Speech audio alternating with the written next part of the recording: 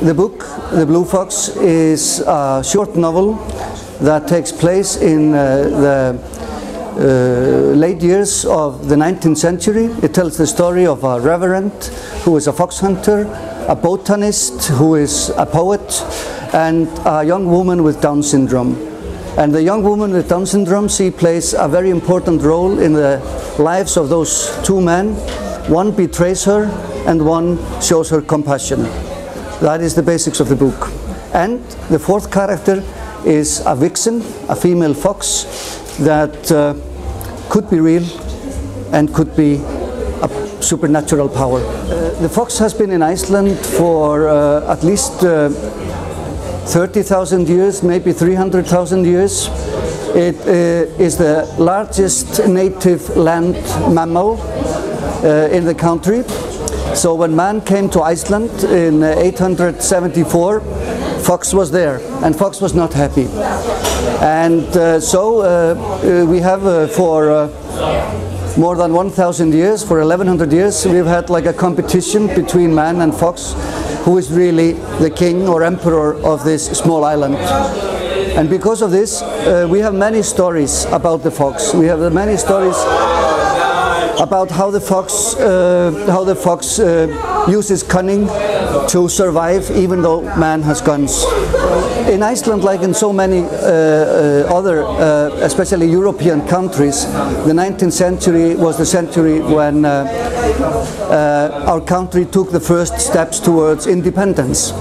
We were under the Danish crown for centuries, but in the middle of the 19th century, ideas about independence or sovereignty start appearing, and it is also the times when our language becomes defined as a literary language. Modern Icelandic is born there, and our greatest poets were a part of that movement. So it's not that unlike Croatian history as far as I have heard recently.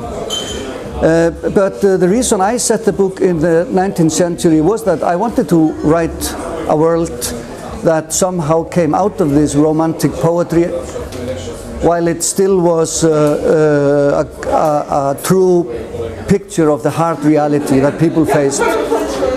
And Icelanders, like all other people, like to see themselves as good people, but in the 19th century it was quite a cruel society, and I wanted to remind us that is where we came from, and we should never go there again.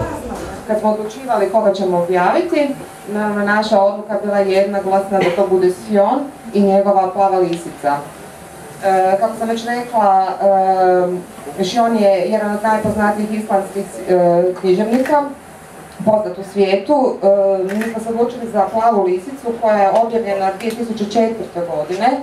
Inače je ta knjiga 2005. godine nagrađena književnom nagradom Nordijskog vijeća, koja je najznačajnija književna nagrada koja se dodjeljuje piscima nordijskih zemalja, nešto slično kao Buker, zapravo je nazivaju nordijskim Bukerom, ali je to knjiga zapravo koja je otvorila put Sjónu u svijetu i s kojim je on stekao književno priznanje u cijelom svijetu. Knjiga je prevedena na 33 jezika, mislim da je hrvatski 33. I čak su napravljene neke kazališne adaptacije te knjige. Inače, Sjón je napisao nakon Plave lisice još 3 romana koji su također redom osvajali najvažnije nagrade na Islandu u nordijskim zemljama, koje su prevedene na strane jezike. On je sada u Rijeku došao iz Londona, gdje je promovirao svoju posebnu knjigu koju je napisao, Mjesečan kamen, dječak koji nikad nije bio.